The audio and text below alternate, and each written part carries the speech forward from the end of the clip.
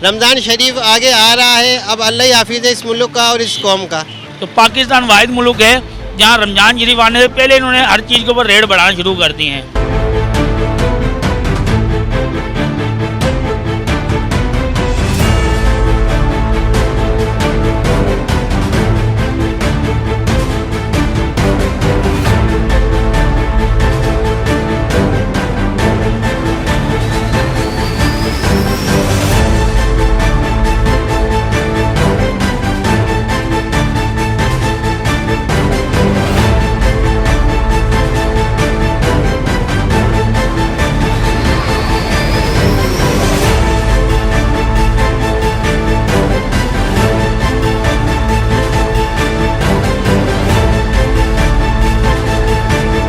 देखिए रोज़ ब रोज़ महंगाई बढ़ती जा रही है।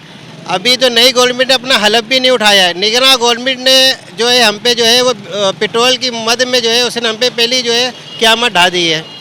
4 रुपये जो है कल रात को पेट्रोल पे कीमत बढ़ चुकी है। निगरान गवर्नमेंट को किसने इख्तियारात दिया है आवाम पे इस तरह से जो है रेट बढ़ाने के लिए? नई गवर्नमेंट आएगी वो हलफ उठाएगी।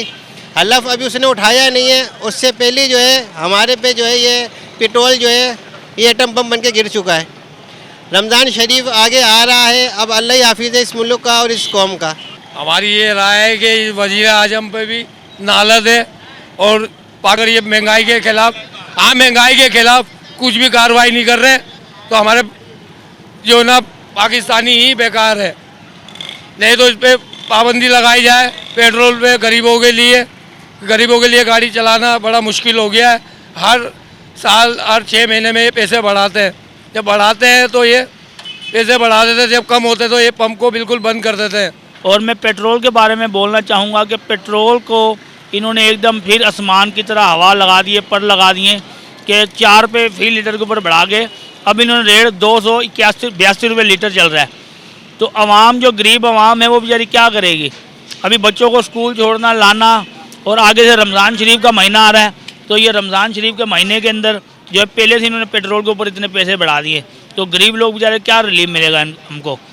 हुकूमत को चाहिए हमें कुछ रिलीफ देने के बजाय और उल्टा हमारे ऊपर रेट बढ़ा दिए पेट्रोल के ऊपर और खाने पीने की चीज़ों के ऊपर पैसे बढ़ा दिए। तो हुकूमत को चाहिए रिलीफ दे। गैर मुमालिक में आप देखें कि महीनों के अंदर रिलीफ मिलता है। तो पाकिस्तान वाहिद मुल्क है जहाँ रमज़ान शरीफ आने से पहले इन्होंने हर चीज़ के ऊपर रेट बढ़ाना शुरू कर दिए हैं।